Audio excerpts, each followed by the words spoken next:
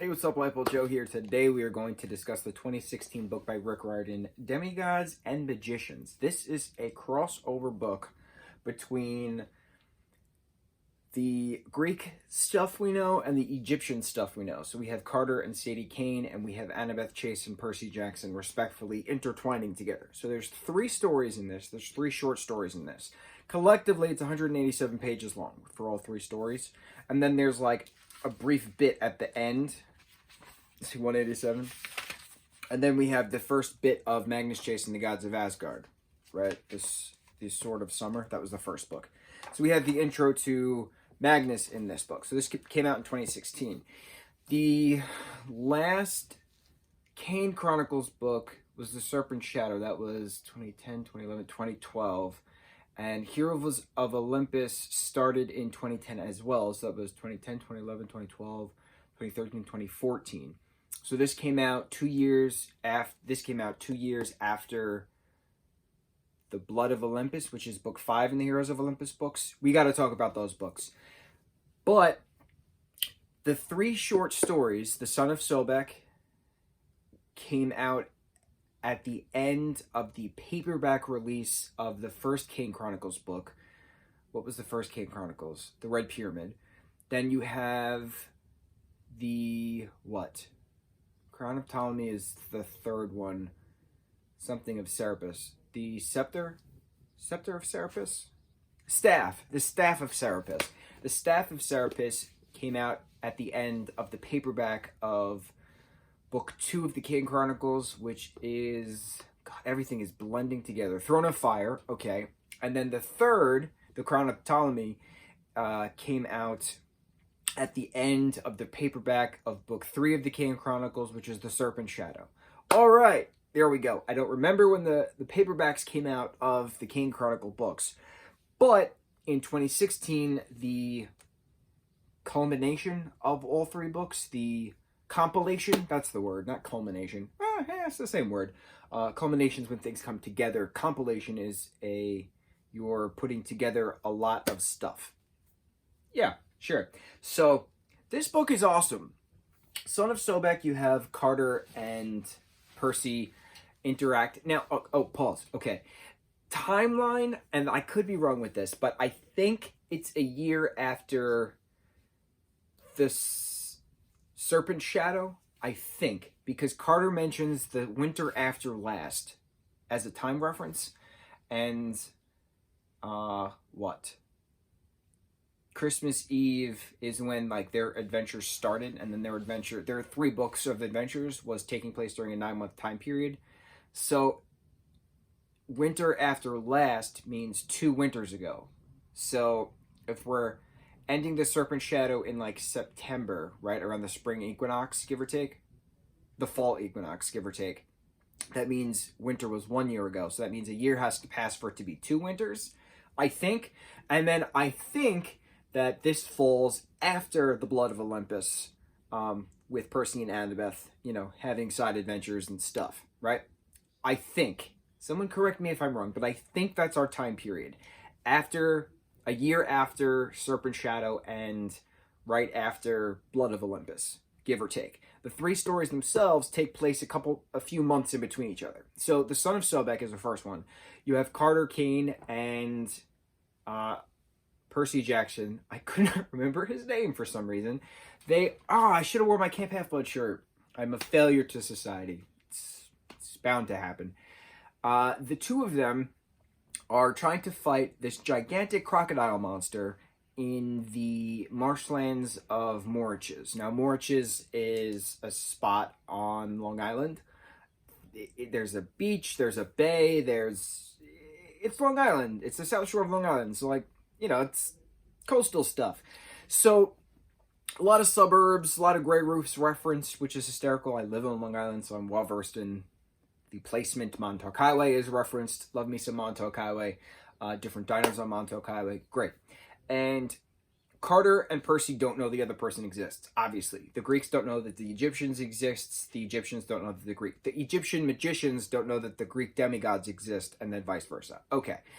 But there's magic in both sects. Sects. S-E-C-T-S. Sects.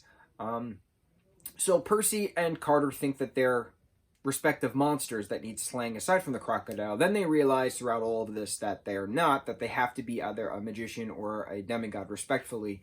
So then, after they defeat the crocodile monster, after they get the necklace off of, Sobek, the son of Sobek, they, talk for a bit. And then Carter takes the necklace with him to keep, safe in their secret vaults in the, in Brooklyn House.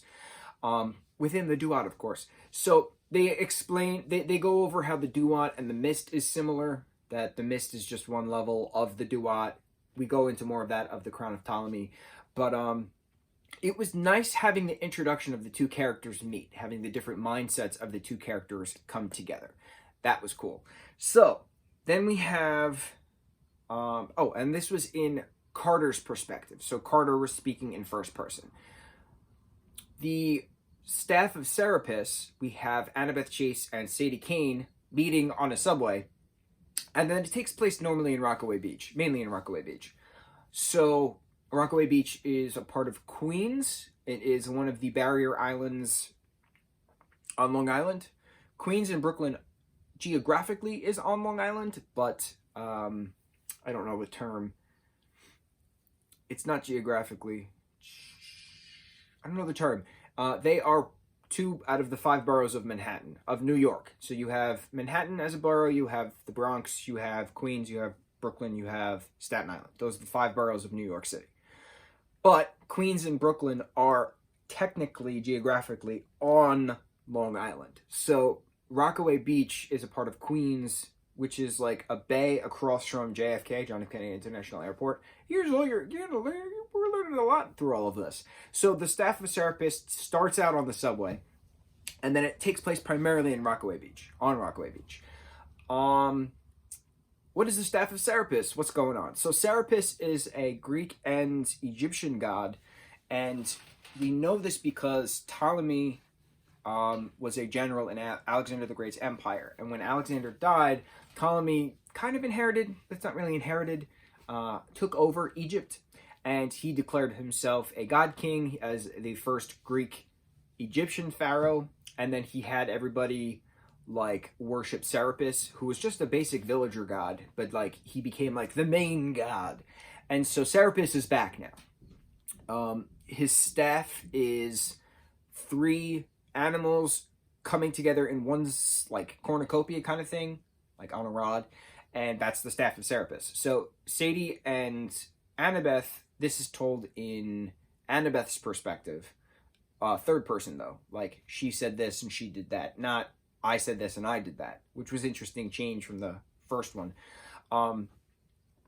There's a lion, there's a wolf, and there's a black Labrador. So the 3 of them are trying to get together, to come to this. Serapis is explaining that he took over for Zeus and Ra, and he now, controls, he used to control all of, the underworld. So Hades and Osiris meant nothing anymore.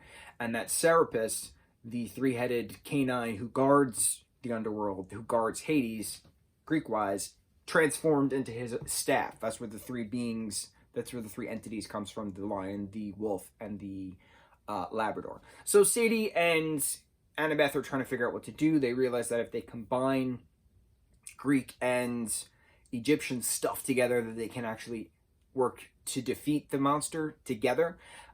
Monster as in a god together. But so then they do, right? And then, things happen. And then they exchange phone numbers at the end. Carter gives Percy like the Eye of Horus on his palm. And he says, like, listen, if you need me, like, tap it, I'll hear you, but like only use it once, don't use it unless it's an emergency.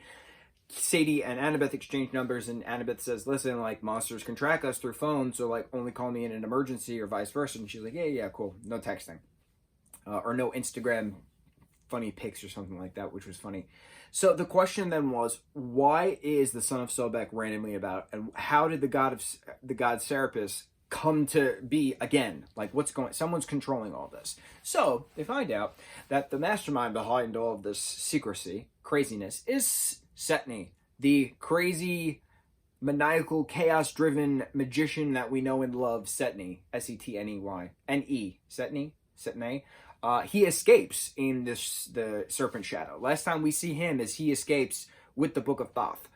So he has studied the Book of Thoth over the years, and he now knows what to do to combine Greek and Egypt magics to become his own immortal god. He wants to be a god. So his quest now, within the crown of Ptolemy, is to get the Lower Egypt and Upper Egypt crown off of the goddesses Nekbet and I forget the other one's name.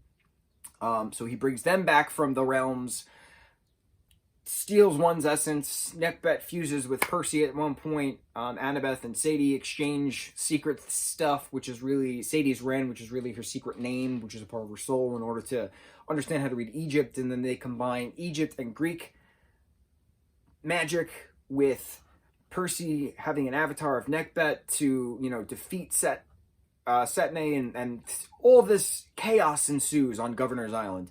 And so, which is kind of between Queens and New York. It's like a strip of land.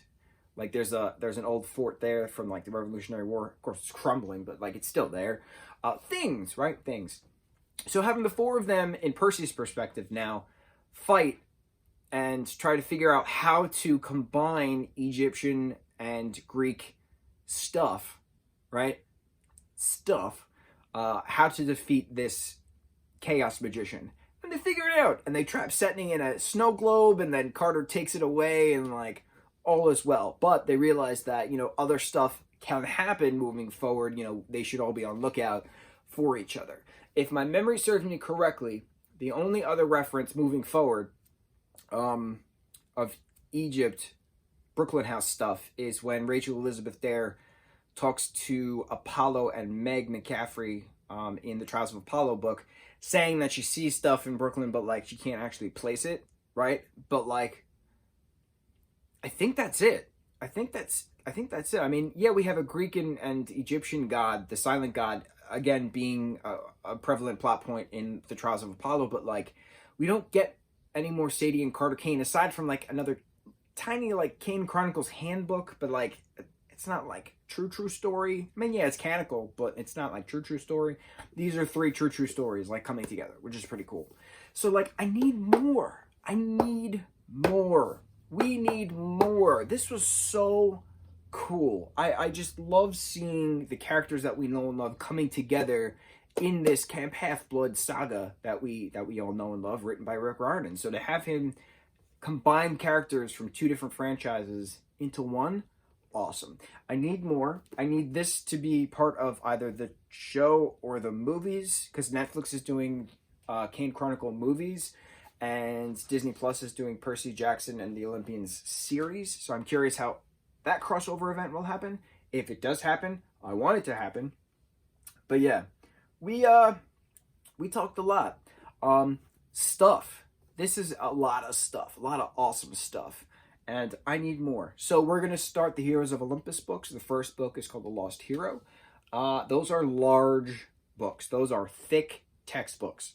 Notice the difference between my fingers and this little tiny, 3 short stories in a book. I love stuff that goes fast. We've discussed this, and the Heroes of Olympus books go a little slow. I will confess this now, but they are still epic, and they do bring a lot of awesome canonical plot points, as well as character development and new characters to this franchise, which I cannot wait to see on the screen eventually in a spin-off sequel series to the Percy Jackson and the Olympians TV show on Disney Plus. Yeah, on to new adventures. We got this. Mucho mahalo.